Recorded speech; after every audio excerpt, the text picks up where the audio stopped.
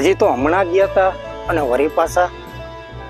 અરે બાપા, એમાં એવું છે, તમારી તબિયત નરમ ગરમ રહે છે, નહીં ને રાત અવારનવાર તો અહીંયા તો ચૂલા ઉપર વહુને રાંધતા દાખલો નહીં પડે ને.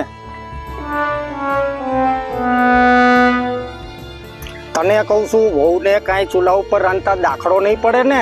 હા બાપા ના, એમાં શું દાખલો પડે, રાંધે જ છે અહીંયા. બાપાને કેમ કેવું, બાટલા મળતા જ નથી.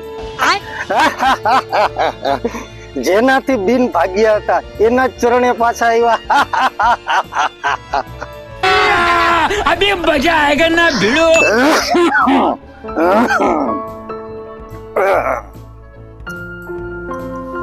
વહુને પૂછ્યું, અહીંયા રાંધતા ફાવશે ને? ફાવશે ફાવશે બાપા.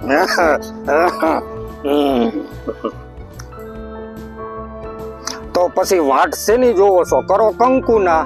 એ વાં પડ્યા લાકડા અને વાં રહ્યો ચૂલો, મંડો રાંધવા.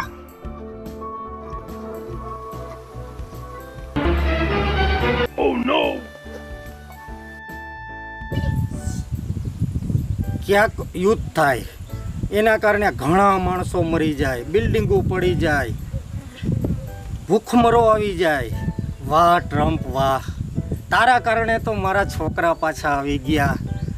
તમારે દુનિયા ભલે વ્યસ્ત વ્યસ્ત થઈ જાય, બાકી બાકાજી કી બોલાવ્યા રાખો.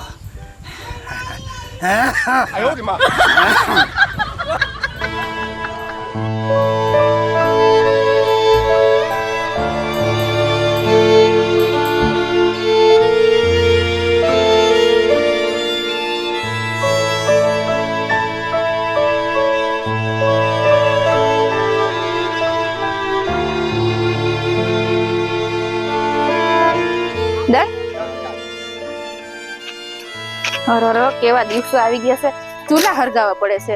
કોઈ દિવસ કામ કર્યું નથી ને હવે આ બાકસ થી હરેક છે. કા સાડો હસવાતો નથી. આ કેમ મારે કરવું? આ ડ્રમ્પે તો હાવ યુદ્ધ કરી કરીને મારી દશા બગાડી નાખી. બાટલા હું બંધ કરવાની જરૂર હતી, અને કેમ કરું? અરે છી. અરે જીવનમાં કોઈ દિવસ કામ નથી કર્યું ને લાકડા ઉપાડવા પડે. કેવા દિવસો આવી ગયા મારા તો. આ યુદ્ધ ને લીધે તો